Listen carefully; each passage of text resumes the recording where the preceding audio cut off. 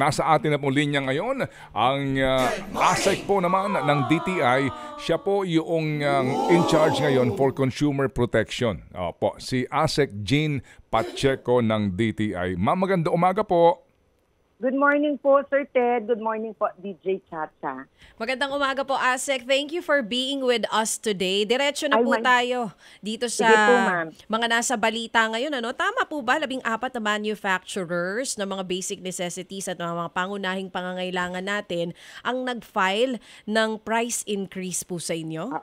Yes, ma'am. No, meron pong 14 na manufacturers. Pero ano na po yan, medyo matagal. Kahit last year nga po ay mga nag-file na po sila. Pero hinihintay po nga nila ang kasagutan kung maa-approve po nga ang ating mga request for price adjustment sa kanilang SRP. Pero medyo meron ho akong natanggap kahit na po mga after February po nung kami po ay nagbigay ng bagong listahan. So ito pong 14, hindi na po ito bago. Even last year, nag-file na po sila for price increase. Yes, ma'am. Wala pong nadagdag dito po sa 14 na ito? Ay, ano po, ma'am? Wala po bang ibang mga manufacturers ang nadagdag? Ay, wala po, ma'am. Yun hong 14 sa aming listahan. Mga iba-iba po sila. Pan sardines, milk, instant noodles, coffee, bottled water. So ito po ang mga basic and prime commodities natin. Base po dito sa i-final nila last year, ano daw po ang rason nila kung bakit gusto po nila ng price increase nito po mga nabanggit ninyong produkto? Ma'am, meron last year tsaka meron din this year. Sige po. So, ma'am, sabi nila, nag-increase daw yung fuel, tapos nag-increase din yung price ng kanilang raw materials, at yung mga packaging, labeling nila, yan po. Tsaka yung distribution, yun po yung isa din nilang mga sinasabing kadahilanan. So, nandyan po ang crudo, nabanggit ninyo, na patuloy pa rin tumataas. So, malaki po ang chance na mapagbibigyan po itong mga manufacturers na ito. Ay, naku ma'am, kasi ang sabi ho natin, ngayon po ako po meron talagang si Secretary Pascual na actually po, mimitingin nga ho niya ang mga manufacturers this coming Thursday. May meeting po kami. Kasi talagang, ang sabi po, ang gawin ho natin, magbigay kaya tayo ng solusyon para yung kanilang mga operating cost, mga production cost, yun po yung nating matulungan ng gobyerno na mabawasan para ang presyo ay hindi tumaas. So yun ho muna yung gusto natin munang pakiusapan na wala munang taasan muna ng presyo, hayaan muna po sana nating bigyan ng solusyon kung ano pa yung mga nakakataas ng mga presyo, yun nga sabi nga nila, yung mga operating cost nila at saka production cost. So yun po muna mamang kailangan natin sigurong tutukan at hanapan talaga ng solusyon para talagang kumbaga sustainable yung ating intervention para maging competitive yung ating mga manufacturers. Ito po sinasabi ninyo na meeting with the manufacturers na humihingi ng taas presyo. May schedule na po ba kayo kung saan pag-uusapan nyo nga po yung solusyon? Yes, ito po ay mangyayari sa Thursday. Ngayong linggo po. Yes, sa Thursday, ma'am. I think mga 2 o'clock yata ito. Oo. At isa po ba sa mga solusyon na nakikita ninyo, kasi nabanggit niyo po kanina, ang isa sa mga binigay nilang rason ay fuel price. So, paano po ba? Bibigyan ng subsidiya sa fuel yung mga manufacturers? Paano po yun? Ma'am, alam nyo, ito yung sinishare ko kasi nung nagbabasa talaga ako ng Price Act, talagang nakita na ako namin dito yung number 1 na dapat gawin ng gobyerno. Ang nakalagay dito, develop, adapt, and promulgate measures to promote productivity. At saka yung isa, develop an improved and efficient transport and distribution system. So, ang isa sa mga nakikita natin ditong tulong na dapat solusyonan o yung sa logistics cost, DJ Chacha. Kasi bukod syempre meron tayong fuel, naintindihan natin na malaking yun. But meron din tayong mga issues na kailangan ayusin natin sa ating distribution system. So yun yung gusto nating pagtuunan ng pansin ngayon. Yung gustong-gusto natin, yung sinasabi natin na mula sa farmers, idiretso natin sa institutional buyers. Yung halimbawa sa supermarket, yun ang gusto natin. Kasi alam mo, DJ Chacha at Sir Ted, meron na po tayong na isang successful project na gusto talaga natin itong sundin. Ito yung nilink natin yung Nueva Vizcaya Agricultural Terminal para dito sa mga supermarket. Para sa supermarket, mas mababa yung presyo ng mga mamimili natin. So, dito sa Nueva Vizcaya Agricultural Terminal, dito nanggagaling yung mga gulay natin, no? Sabi nga yung highland, lowland, pakbet o chapsuy, dito nanggagaling sa Nueva Vizcaya Agricultural Terminal. So yun yung nakitang-kita ko nung bumisita ako dun sa supermarket na unang kliyente. Talagang nakita ko yung broccoli. Talagang ang presyo ng broccoli dun sa ibang 600 pesos. Pero pagdating dun sa kanila ay naging 300 pesos. Ito yung galing dun sa project namin with NVAP.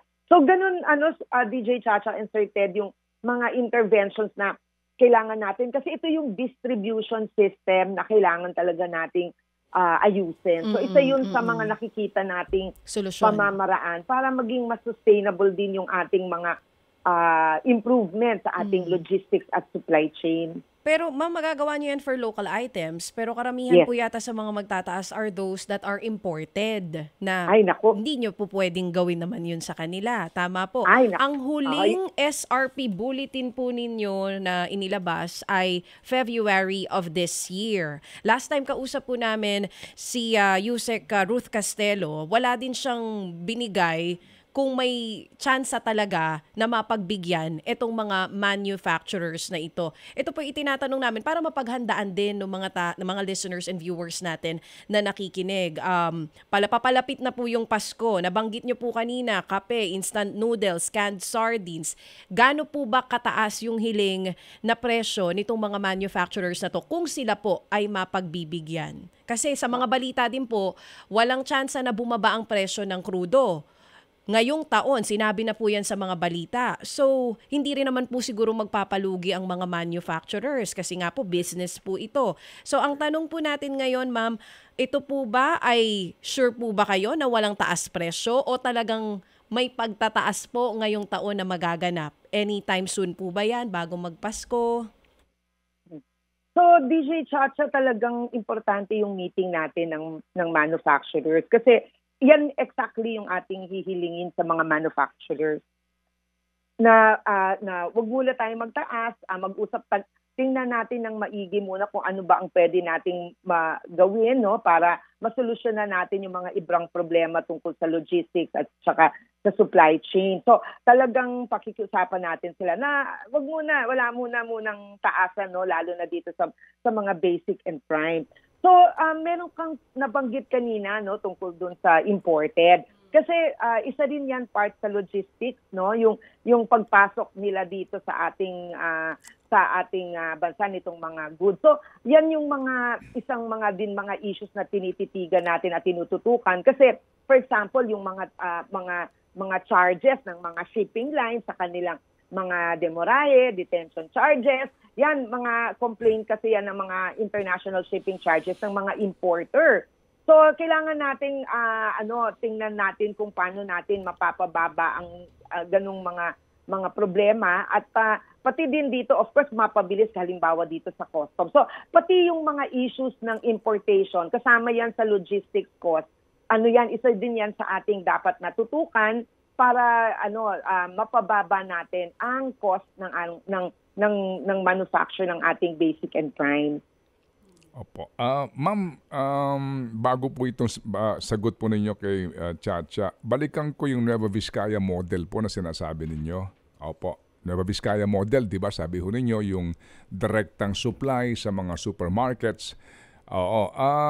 Ma'am, that is happening in Luzon, no? Particularly, you're talking about Nueva Vizcaya sa Metro Manila po, di ho ba? Yes, sir. Yes, Opo, sir. Tama opo, po opo. kayo, Sir Ted. Opo. So, paano po yung ibang mga lugar outside of Metro Manila na actually mas mahal nga ang bilihin doon sa kanilang mga lugar eh?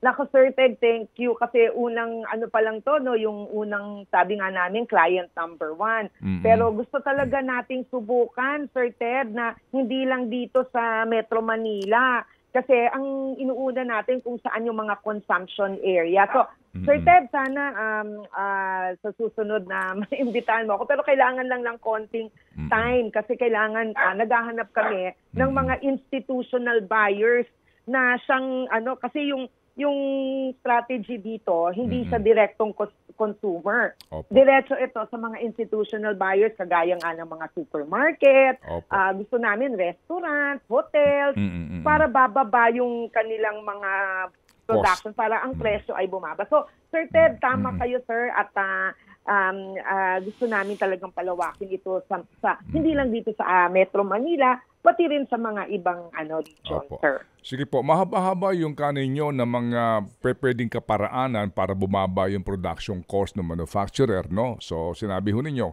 mga usapin ng shipping cost, etc. Pero sa kabilang banda ho naman, kasi tayo bilang consumer, syempre gusto natin mas bumaba nga presyo o hindi na gumalaw ngayon. Pero ma'am, sa kabilang banda ho naman sa manufacturers, sinasabi ng mga nagmamanufacture po ng sardinas, magfi-fishing ban na naman. So, problema kami sa supply ng isda. And then, ito hong dollar tumataas. As you know, no? Sa pinakahuli po ngayon, malapit na mag-57 ulit. Imported din po yung lata na ginagamit. Itong mga ganitong bagay, ma'am, no?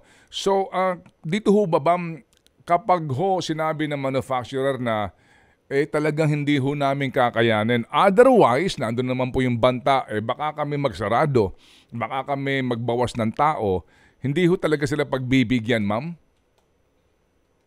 Sa ngayon po, sir, kasi ang inano po namin yung basic and prime, at talagang tayo po talaga ay nakikiusap. Kasi itong mga basic and prime, ito po yung tinatangkilik ng ating mga mamimili. No? So talagang dito po tayo talaga nakatutok. Lilinawin ko rin po na hindi naman po kasi lahat ng mga produkto ay nasa basic and prime. So marami din po ang produkto na hindi po sakop. Ito pong halimbawa sa sardinas. Ang sardinas po na nasa basic and prime, ito po yung mga tomato sauce halimbawa. Pero meron po talaga tayong mga kababayan naman na talaga ang gustong sardinas ay yung may olive oil. Yun po talaga ay hindi na po sakop ng ating suggested retail price. So maliit na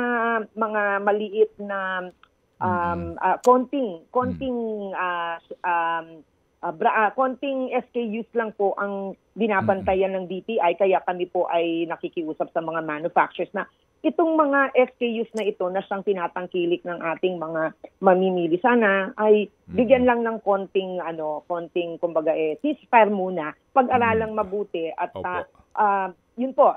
Yun po, Sir Ted. Opo. Yes, ma'am. Opo. Kasi dito, naunawaan natin ang gobyerno kung maaari nga talaga magkaroon ng price control din dito ulit, price cap, no? Ito ho, SRP lang ito. So when you say SRP, as the word connotes, suggested retail price, no? At diyan po sa Price Act, kapag binasa ho ninyo, ma'am, SRP lang yan, suggested. Dito ho ba, ma'am, kapag po may hindi sumunod sa inyo, anong gagawin po ninyo? Kasi nga, suggested lang ang inyo pong presyo. Ay, sir, salamat kayo nagpag-remind nila. Tayo po ay free market. Tama po kayo, sir. So, ito po talaga ay free market. Gusto po naman ng Department of Trade na talagang hayaan po natin ang, sabi nga nila, ang competition na umiral. So, ang ginagawa lang po talaga namin, alam niyo na rin po na kapag ang presyo po dito sa 217 na SKUs ay binibigyan lang po tinatanong po namin sila kung bakit po sila nagtataas pagka nakakita po kami. Pero alam niyo, Sir Ted, based po sa aming reports, lahat po naman dito sa SRP natin naman ay talaga naman pong within the SRP. Yan po naman ang pwede naming mai-report sa inyo ngayon. Opo, yes ma'am. Opo. Oo, kasi nga yung iba compliant din naman at nakikisa po sa gobyerno, pero yung iba nga din po ay nagsasabi na hindi na nila kakayanin. Kasama ho kasi dito, ma'am, maliban doon sa canned sardines na pangmasa, gatas, di ho ba, no? Di ba? Gatas. Alam po naman yes, yes, ma'am. Ang gatas po imported Di ba? So ito ho yung mga sinasabi po ng mga manufacturer. Nabasa ko rin po isang artikulo nga, sinasabi nila, sadya ho talagang hindi nila kakayanin. So, well, sa ating nga sa consumers, gusto nga natin mas mura. Pero dito po sa kasong ito, mukha po talagang ramdam na ho ng lahat. Ito pong taas nga ng presyo ng bilihin, hindi lang po mismo yung finished product, kundi mismo ho yung basic, no, na pangangailangan para doon sa produkto. So in parting, ma'am, meeting on Thursday, and then afterwards, ano pong aming aasahan after the meeting?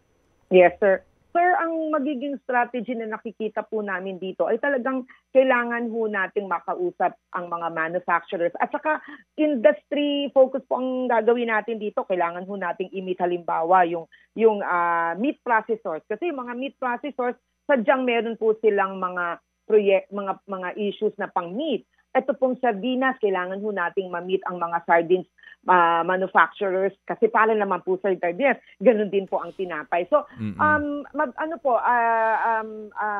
kami po ay nakikiusap din sa lahat ng mga manufacturers na bigyan lang po natin ng chance na masolusyonan, hanapan ng solusyon ang mga issues na hinaharap ninyo dito sa pagdating sa inyong supply chain para po mapababa ang inyong operating cost. Ito po hindi lamang din sa basic and prime, pati na rin po sa kanilang lahat ng mga produkto kasi po talagang ano po yan ay alam natin na meron ding ganung mga concern. Sir, magre-report na lang po ako sa inyo pag naanyayahan niyo po akong muli. Yes, ma'am. After po ng meeting ng manufacturer. Sana mas marami-rami po aming information na ma-share at marinig sa kanila na sana ay ceasefire muna nga po. Opo, yes ma'am. And we appreciate po na ang gobyerno nga ay nagkukumahog, no? Opo, na may magawa dito po sa impending price increase ng basic commodities na ito. Ito po ay isang bagay na amin pong tinatangkilik na kayo po'y bukas sa amin pong tawag para po sa panig ng pamahalaan, ma'am. Thank you, Sir Ted. Thank you, Opo. DJ Chacha. Maraming pong salamat sa pagkakataon. Yes, ma'am. Have a good day. Thank you very much. Si ASEC Jean Pacheco, siya po ngayon ang pinuno ng Consumer Protection Group ng Department of Trade and Industry. Ted Filon at DJ Chacha. Ngayon, nasa Radyo 5, 92.3 News FM. Monday to Friday, 6 to 10 a.m.